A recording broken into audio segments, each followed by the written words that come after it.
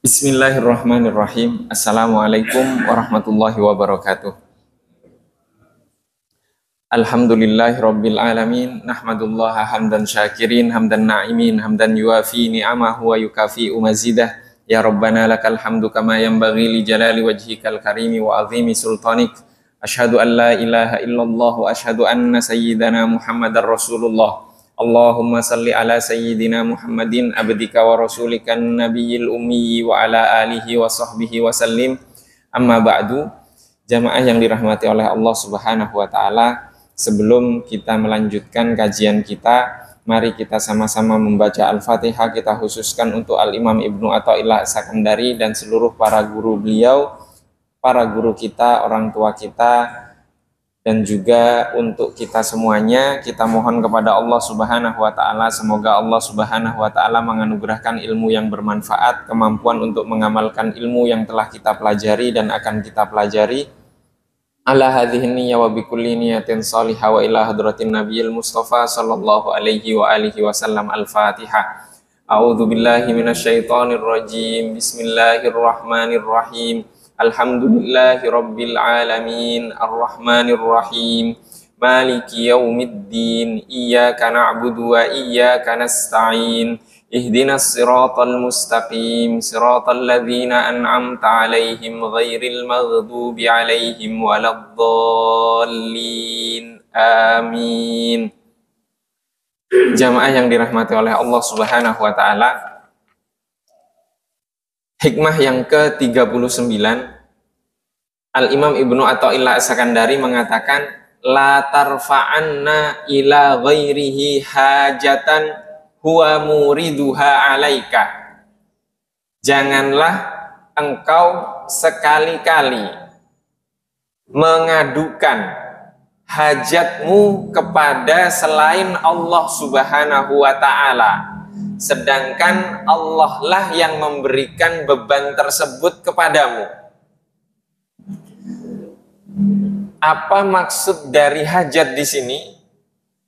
Hajat di sini adalah masing-masing dari kita Allah Subhanahu wa taala takdirkan, tetapkan untuk mendapatkan beban.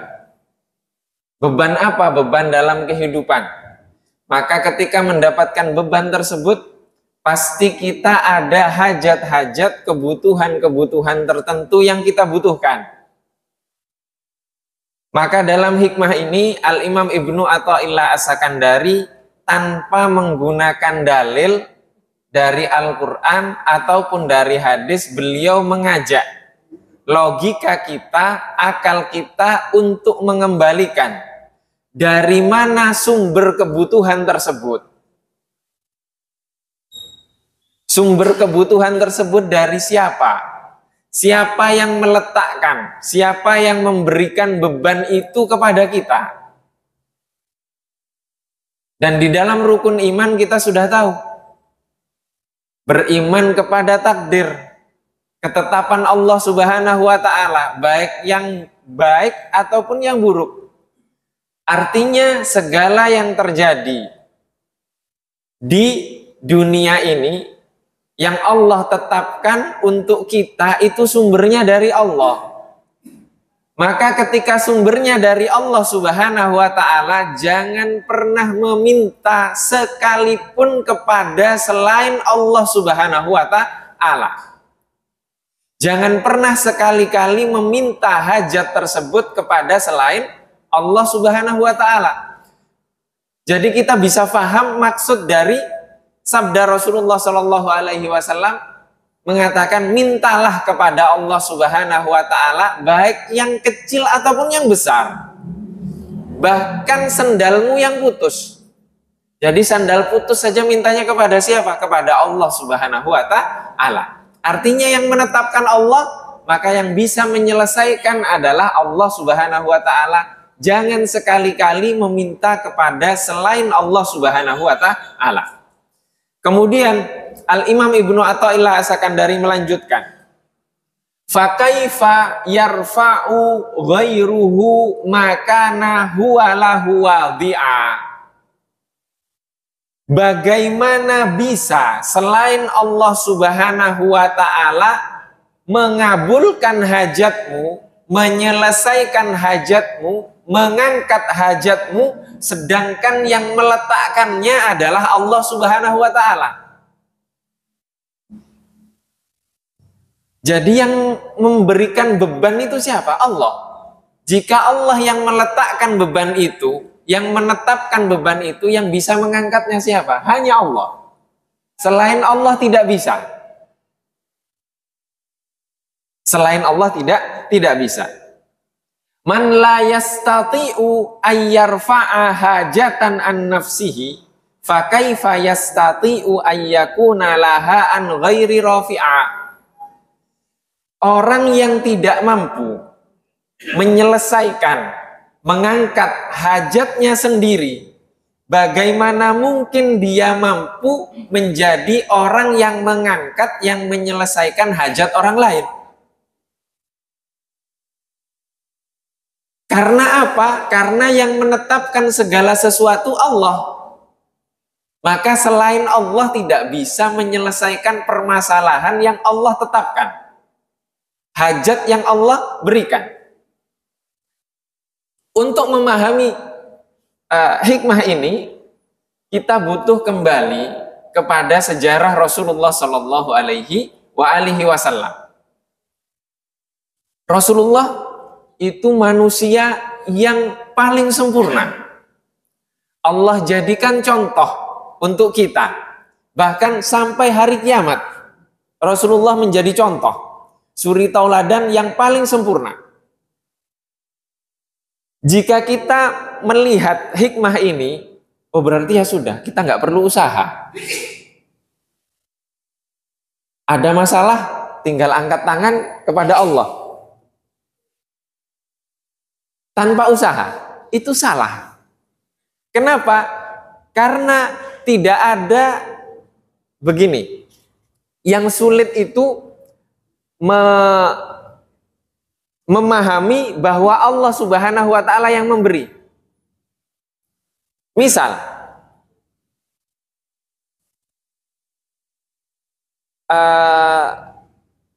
kita diberikan hadiah oleh orang, pasti kita mengucapkan terima kasih. Kepada siapa? Kepada orang tersebut. Jadi perantara nikmat ataupun perantara musibah.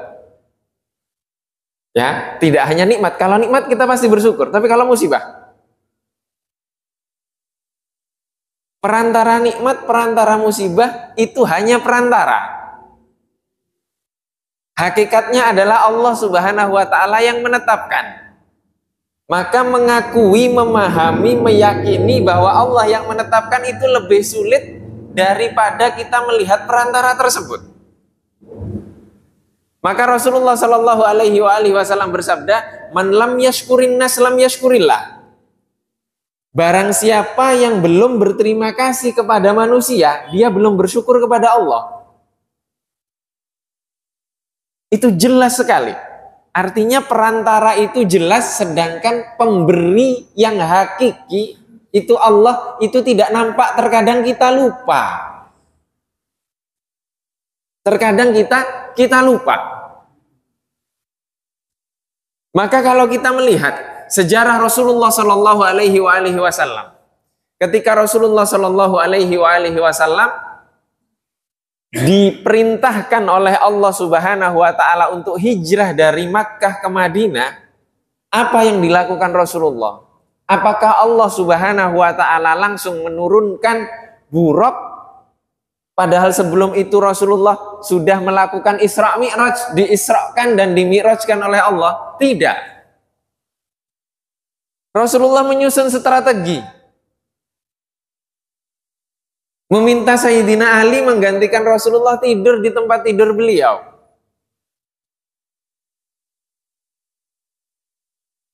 Ada anak kecil yang mau dijadikan korban seperti itu. Wah, kalau sekarang dituntut itu. Ya kan? Dituntut itu. Sekarang anak kecil dipukul gurunya masuk penjara. Dilaporkan ke polisi.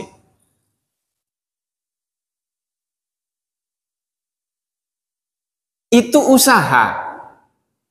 Setelah itu Rasulullah keluar. Apa rumah Rasulullah tidak diintai? Diintai. Ketika Rasulullah Shallallahu Alaihi Wasallam keluar, semua orang tertidur ketika itu yang mengintai Rasulullah. Rasulullah keluar begitu saja. Siapa yang membuat tidur?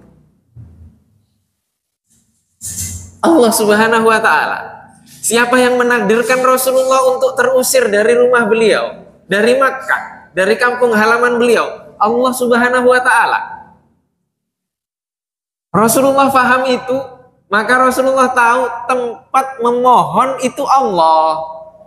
Kita hanya berusaha. Jalan keluar dari Allah. Tugas kita berusaha. Jadi Rasulullah keluar, diperintahkan keluar oleh Allah, keluar. Kalau kita keluar, apa yang kita lakukan? Kita hitung-hitungan. Oh, itu di sana ada yang mau membunuh saya, begini, berarti saya lewat sini. Tapi Rasulullah tidak seperti itu. Sudah digantikan, Rasulullah diminta keluar, Rasulullah berdoa. Apa sulitnya bagi Allah untuk membuat mata mereka tidak melihat? Tidak ada yang sulit. Setelah itu Rasulullah keluar bersama Sayyidina Abu Bakar. Kenapa bersembunyi di Gua Thur? Itu sebab. Itu strategi cara Rasulullah agar selamat. Yang menyelamatkan siapa? Allah Subhanahu Wa Ta'ala. Maka kita tahu Sayyidina Abu Bakar khawatir akan keselamatan Rasulullah. Maka apa jawaban Rasulullah? Ya Abu Bakar, wahai Abu Bakar, ma balu itsnaini, bagaimana kondisi dua orang? Fallahu thalithuhuma, sedangkan Allah adalah yang ketiga dari dua orang tersebut.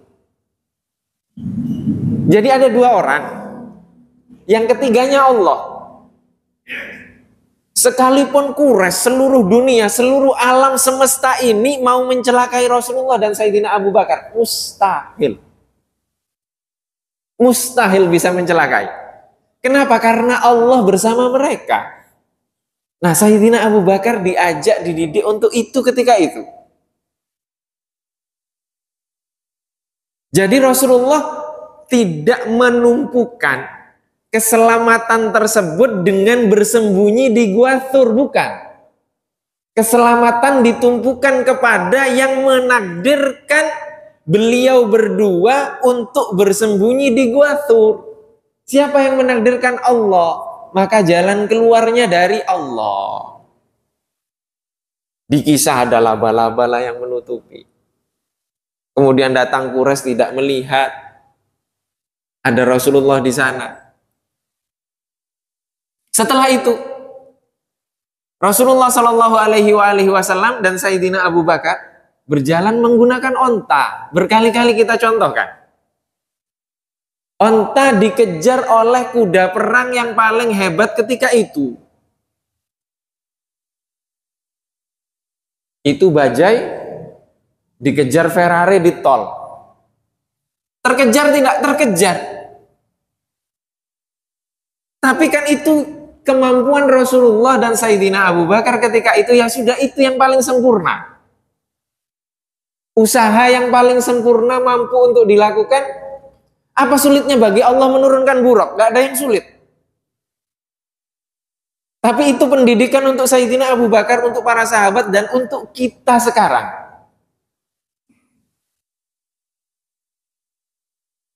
Sayyidina Abu Bakar gelisah, khawatir akan keselamatan Rasulullah. Padahal sebelumnya Sayyidina Abu Bakar sudah diberitahu oleh Rasulullah. Yang ketiga bersama kita ini Allah. Kenapa kamu khawatir? Kenapa kamu khawatir? Maka jangan heran nanti ketika di akhir Sayyidina Abu Bakar mensedekahkan seluruh hartanya. Kenapa? Sudah mengalami hal yang sulit sebelum itu. sudah paham, sudah merasakan bagaimana kebersamaan Allah, bahwa yang menetapkan ketetapan itu Allah, maka permasalahan itu akan ada jalan keluarnya dari Allah Subhanahu wa Ta'ala. Maka mukjizat yang keluar, yang nampak dari Rasulullah Shallallahu Alaihi Wasallam itu dari siapa? Dari Allah. Kita pengen punya karomah, pengen punya kelebihan, diuji oleh Allah dengan ujian yang berat, kita mempertanyakan, ini Allah gimana sih? Terus kita dari mana dengan Rasulullah? Jauh. Maka orang-orang yang mendapatkan anugerah-anugerah seperti itu sudah diuji dan mereka sudah selesai dengan ujian tersebut. Dan mereka tahu bahwa yang mengujinya adalah Allah Subhanahu wa Ta'ala, maka penyelesaiannya akan datang dari Allah Subhanahu wa Ta'ala. Jamaah yang dirahmati oleh Allah Subhanahu wa Ta'ala. Maka di sini salah satu doa dari Al-Imam Abul Hasan Asy-Syadzili, pengasas yaitu pendiri tarekat Syadziliyah, beliau mengatakan, kurang lebih terjemahan bebasnya, aku telah putus asa dari manfaat yang ada diriku untuk diriku sendiri. Bagaimana aku tidak berputus asa dari diriku, dari diri orang lain untuk yang memberikan sesuatu kepadaku. Dan bagaimana aku bisa memohon kepada Allah untuk orang lain, sedangkan aku tidak memohon kepada Allah untuk diriku sendiri. Itu artinya apa? Beliau putus asa kepada dirinya. Apakah Imam Abul Hasan Asy-Syadzili tidak berusaha? Berusaha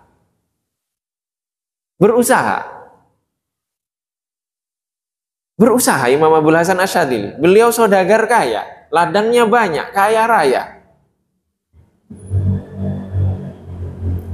Tapi beliau sudah berhenti di situ. Dia tidak memberikan manfaat, semua manfaat berasal dari Allah Subhanahu wa Ta'ala. Dan juga dikisahkan oleh Syekh Muhammad Said Ramadan Al-Buti, untuk memudahkan memahami hikmah ini, beliau menceritakan pengalaman beliau. Setelah beliau lulus SMA,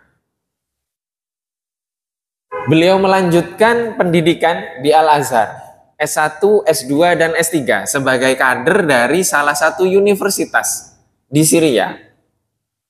Setelah mendapatkan gelar S3, beliau kembali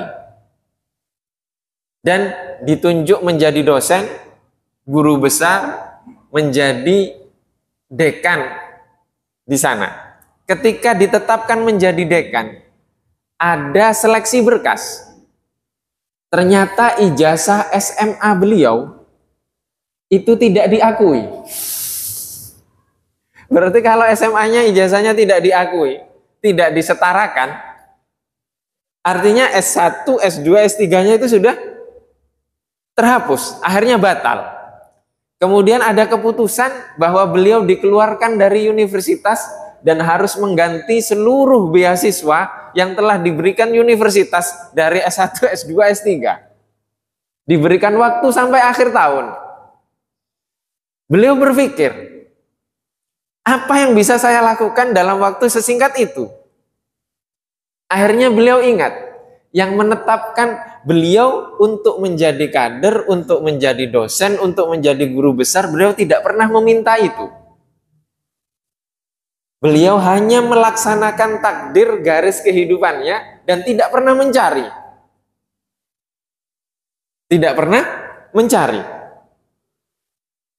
Setelah itu, beliau memasrahkan sepenuhnya kepada Allah Subhanahu wa Ta'ala. Dan tiba-tiba ayah beliau, Mullah Ramadan Al-Buti, beliau mengatakan, saya mimpi kamu. Ini Mullah Ramadan Al-Buti, ulama besar, alim, yang asalnya dari Buton. Buton itu di Turki, kemudian beliau hijrah ke Syria. Beliau bermimpi bahwa sang anak keluar dari universitas. Tidak lama tidak datang, tiba-tiba sang putra ini datang. Nah, ketika datang dan keluar dari universitas, datang Syekh Abdul Qadir Al-Jilani marah karena sang putra dikeluarkan dari universitas. Itu mimpinya. Mimpinya seperti itu. Setelah itu, dalam waktu beberapa hari, tiba-tiba Menteri Pendidikan mengeluarkan surat keputusan agar para dosen dan guru besar yang ijazah SMA-nya belum disetarakan untuk mengikuti ujian kelulusan SMA. Dan itu keputusan yang mendadak dan tidak ada yang mengira itu akan keluar. Akhirnya beliau daftar ikut ujian itu. Bayangkan, profesor ikut ujian kelulusan SMA. Kalau kita gengsi, kita nggak akan ikut. Sudahlah, biar ngapain dong, saya sudah profesor kok, ngapain ikut SMA. Tapi Syekh Muhammad Said Ramadan Al-Buti tidak melihat itu. Saya tidak mencari pekerjaan ini takdir dari Allah. Ketika saya mendapatkan masalah, jalan keluarnya akan datang dari Allah. Maka tiba-tiba ada keputusan itu dan beliau melihat itu adalah jalan yang Allah berikan untuk Syekh Muhammad Said Ramadan Al-Buti. Kemudian beliau ikut ujian lulus, dapat ijazah SMA meskipun beliau sudah profesor. Demikian juga di dalam kehidupan kita. Maka kita harus mengembalikan segalanya kepada Allah Subhanahu wa Ta'ala. Maka nanti akan ada jalan keluarnya. Maka ketika jalan keluar itu bersumber dari makhluk Allah Subhanahu wa Ta'ala atau ada perantaranya, kata Rasulullah apa? Jangan lupa mengucapkan terima kasih kepada perantara tersebut. Karena tidak mengucapkan terima kasih kepada perantara, artinya kamu belum berterima kasih kepada Allah. Belum berterima kasih kepada Allah Subhanahu wa Ta'ala. Jamaah yang dirahmati oleh Allah Subhanahu wa Ta'ala. Allah Subhanahu wa Ta'ala berfirman di dalam surat Yusuf, Innama ashku bathi wa huzni ilallah. Ini Nabi Yusuf. Nabi Yusuf diuji oleh Allah, kemudian kesedihan beliau ungkapkan kepada siapa? Kepada Allah Subhanahu wa Ta'ala. Apa tidak berusaha? Berusaha. Apa tidak sulit hidupnya Nabi Yusuf? Sulit hidupnya Nabi Yusuf. Tapi beliau mengungkapkan kesedihan itu kepada Allah Subhanahu wa Ta'ala yang menakdirkan. Maka Allah Subhanahu wa Ta'ala di beberapa kajian yang lalu kita telah mengkaji bahwa Allah menunjukkan sifat itu ada sifat jamal, indah. Ada sifat jalal, agung atau digdaya. Ketika Allah Subhanahu wa Ta'ala menunjukkan keagungannya, kedigdayaannya, atau bahasa kita kediktatorannya, jadi yang berhak diktator itu hanya Allah. Selain Allah nggak boleh diktator. Ketika Allah menunjukkan kedigdayaannya, itu mudah. Mudah saja bagi Allah Subhanahu wa Ta'ala. Seperti kami, berkali-kali juga kami contohkan, khutbah Jumat buat persiapan, kertas yang dipegang jatuh kena kipas angin. Hilang ilmunya. Hanya karena kertas. Itu kan mudah, Allah ngambil ilmu itu mudah. Itu digdaya namanya. Nah, ketika sudah digdaya seperti itu Allah, kita hanya bisa mengembalikan kepada Allah. Agar apa? Agar anugerah dari Allah itu kembali lagi kepada kita. Nah, itu sifat jamal, sifat indah, ada rahmat, ada lembut. Sifat kelembutan Allah Subhanahu wa Ta'ala. Maka beberapa doa dari para ulama itu ada namanya wirid latif. Wirid ya latif. Para ulama dalam derajat-derajat keimanan tertentu, tingkatan-tingkatan keimanan tertentu, beliau tidak berani untuk merubah takdir. Beliau hanya bisa menerima takdir. Yang diminta hanyalah sifat lembut Allah agar selalu meliputi kita, menaungi kita. Maka doanya ya Latif, wahai Allah yang maha lembut, nas'aluka al-lutfa, kami memohon kelembutanmu fima jarat bihil maqadir, di dalam ketetapan-ketetapan yang kau tetapkan. Jadi Allah bersifat lembut kepada kita. Datang virus corona gitu kan, itu siapa yang bisa menangani? Nggak ada yang bisa menangani. Kita minta kelembutan dari Allah agar kita mampu melewatinya. Itu ya Latif. Maka ketika ada beban-beban berat, para ulama menganjurkan kepada kita untuk berzikir dan memperbanyak membaca nama Allah ya Latif. Ya Latif, ya Latif, ya Latif, ya Latif, ya Latif. Terus diperbanyak itu. Jadi sampai kita lembut menghadapi ketetapan Allah atau menghadapi ketetapan Allah yang berat itu. Maka itu ada namanya al-wirdu al-latif. Jamaah yang dirahmati oleh Allah Subhanahu wa ta'ala. Al-Imam Ibnu Athaillah As-Sakandari di dalam hikmah ini, barang siapa yang tidak mampu, tidak bisa untuk menyelesaikan hajatnya untuk dirinya sendiri, bagaimana bisa dia menjadi orang yang menyelesaikan hajat orang lain? Barang siapa yang tidak mampu untuk memperbaiki dirinya sendiri, bagaimana dia bisa mampu memperbaiki orang lain? Bahkan di dalam ayat,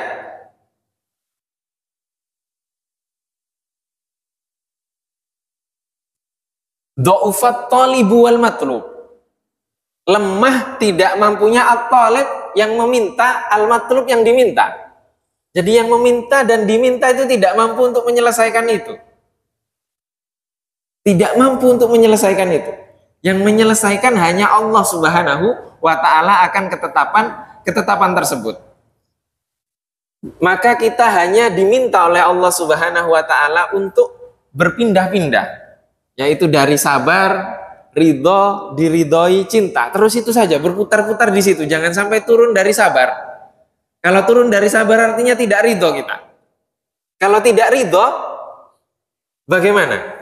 Ada di sini misalnya ada CEO, manajer, bos, atau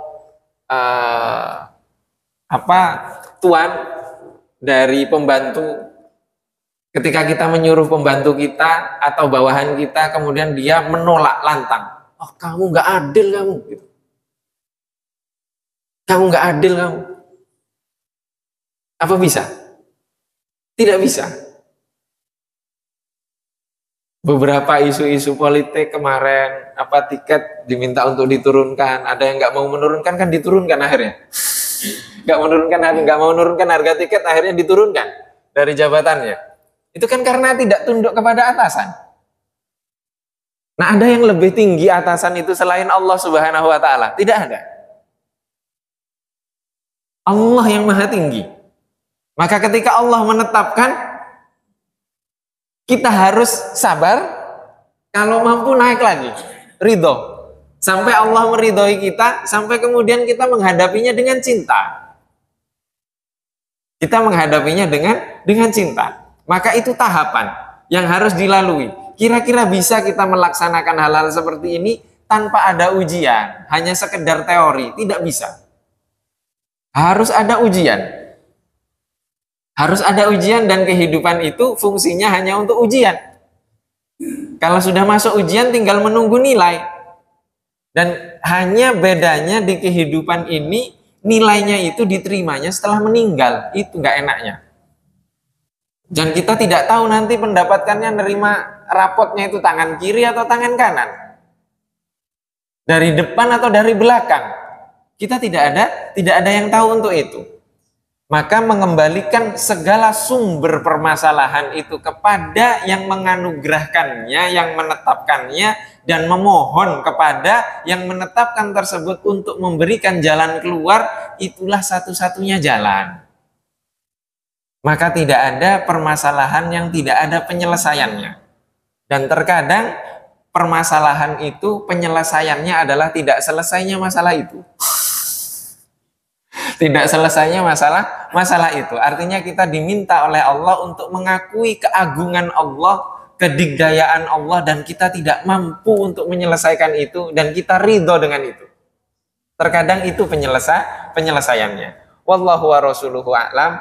Semoga Allah Subhanahu wa taala di bulan Sya'ban ini menganugerahkan kepada kita keberkahan dan kemudian menyampaikan kita kepada bulan Ramadan, dan semoga Allah Subhanahu wa taala membersihkan hati kita sehingga kita masuk ke bulan Ramadan dengan hati yang bersih, lahir yang bersih, batin yang bersih, roh yang bersih, dan semuanya bersih, sehingga Ramadan yang akan datang ini menjadi Ramadan yang terbaik dalam kehidupan kita dan terus dianugerahkan Ramadan-Ramadan setelahnya. Allahumma amin. Ini yang dapat kita kaji pada kesempatan kali ini.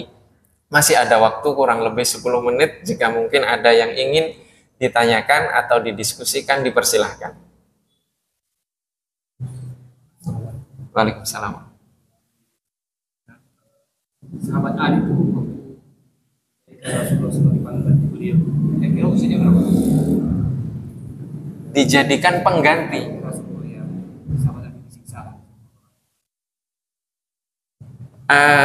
Sayyidina Ali ketika menggantikan Rasulullah itu usianya berapa? Beliau masih kecil, masih muda ketika itu, muda sekali, mungkin belum balik. Karena apa? Karena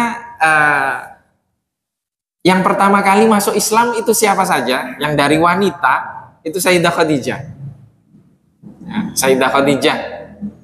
Kemudian yang dari laki-laki dewasa itu Sayyidina Abu Bakar. Yang dari budak itu Bilal. Kemudian yang dari anak kecil itu Sayyidina Ali. Jadi Sayyidina Ali ketika itu kecil, masih anak kecil, masih muda sekali, kecil, masih anak kecil. Usianya berapa? Mungkin 10 tahun perkiraannya, di antara itu kurang lebih usianya seperti itu. Jadi Sayyidina Ali masih muda sekali. Allahu wa rasuluhu a'lam. Belum. Apa? Sayyidina Ali pernah mengatakan beliau senyenyak-nyenyaknya tidur itu ketika menggantikan Rasulullah ketika itu. Apakah bisa terjadi itu disebut sebagai fitnah? Tidak, itu wahyu. Itu wahyu. Itu wahyu dari Allah, dan Sayyidina Ali memang dipilih untuk itu. Mungkin kita sulit untuk memahami hal ini. Sesulit kita memahami bagaimana Rasulullah kok bisa menikahi Sayyidah Aisyah di usia 9 tahun. Karena apa? Karena kita melihatnya dengan kacamata kita sekarang. Maka kita tidak akan bisa memahami itu.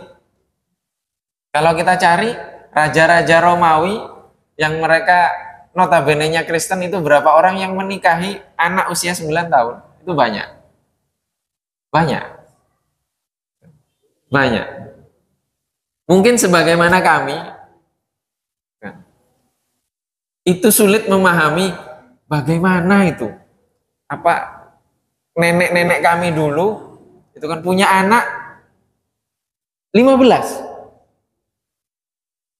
Dan sekarang kami di kampung baru menemukan juga ada orang punya anak 15 di kampung. Kenapa? Ya karena makanannya terjaga. Makanannya terjaga. Cuacanya sudah berbeda dengan kita yang hidup di sini. Makanan kita sudah Masya Allah. Masya Allah sehatnya gitu. Tapi kalau di kampung kan sehat. Mereka masih bisa dianugerahi kesehatan seperti itu. Gitu. Kita belum apa-apa, punya anak 3, 4, dokter sudah mengatakan jangan punya anak lagi, berbahaya. Karena apa? Karena sudah beda zaman, beda kondisi, beda ini. Dan ketika itu sudah berbeda, kondisinya juga berbeda dengan kondisi kita sekarang.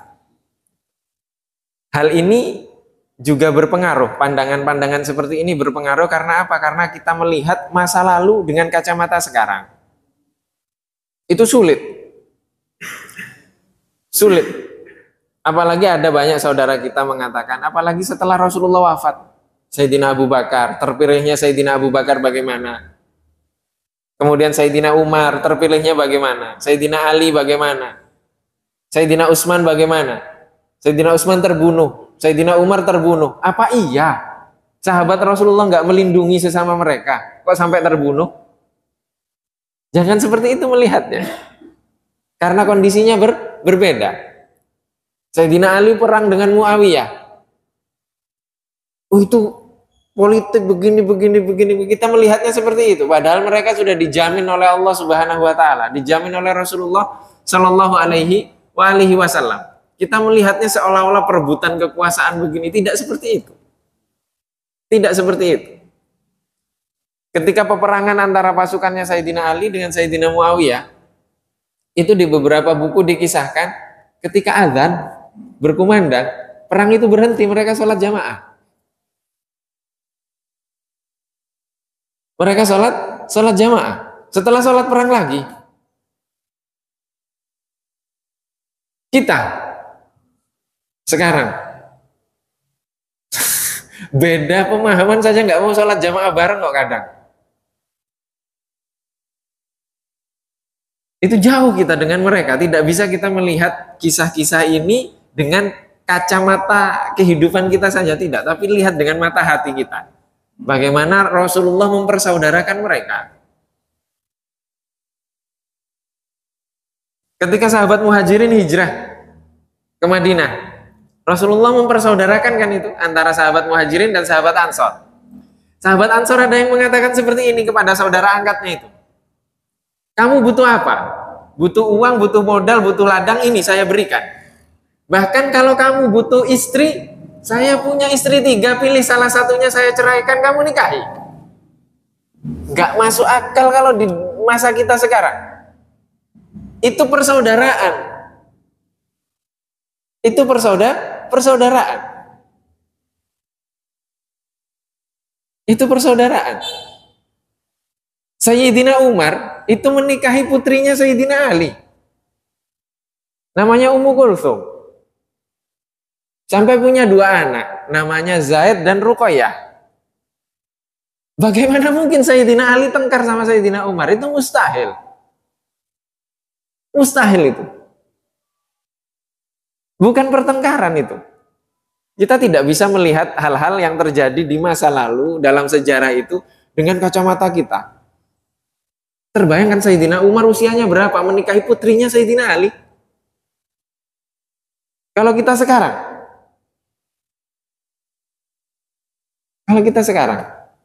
sulit memahami itu. Karena ini persaudaraan dan ingin tersambung terus. Bahkan ikatan persaudaraan itu tidak hanya terputus di dunia saja, tidak. Maunya terus nyambung sampai akhirat. Seperti itu dalam hati mereka. Bapaknya siapa? Bapaknya Rasulullah.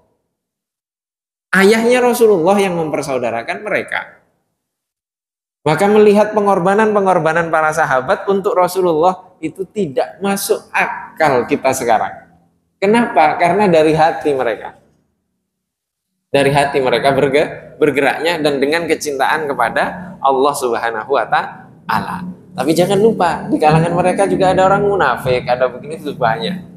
Ada musuh-musuh yang lain yang maka terjadi gejolak-gejolak hal-hal seperti itu. Termasuk pandangan-pandangan seperti tadi, ketika kita melihat sejarah itu dengan kacamata kita akan suudzon. Maka kalau sudah suudzon ke Rasulullah, suudzon kepada para sahabat, suudzon kepada orang-orang pilihan-pilihan itu, lah kita diminta untuk husnudzon ke takdirnya Allah. Mustahil. Mustahil. Mustahil bisa. Allah nggak pernah ketemu kita dengan Allah. Mau husnudzon kepada Allah lebih sulit lagi. Maka lebih mudahnya kita harus berhusnudzon kepada Rasulullah, kepada para sahabat, karena mereka rujukan kita. Suri tauladan kita, maka kita akan bisa memahami ketetapan-ketetapan Allah yang ada di kehidupan kita. Wallahu wa rasuluhu a'lam. Ini yang dapat kita kaji. Mohon maaf apabila ada kekurangan. Wabillahi taufiq wal hidayah wa ridho lina ya. Wassalamualaikum warahmatullahi wabarakatuh.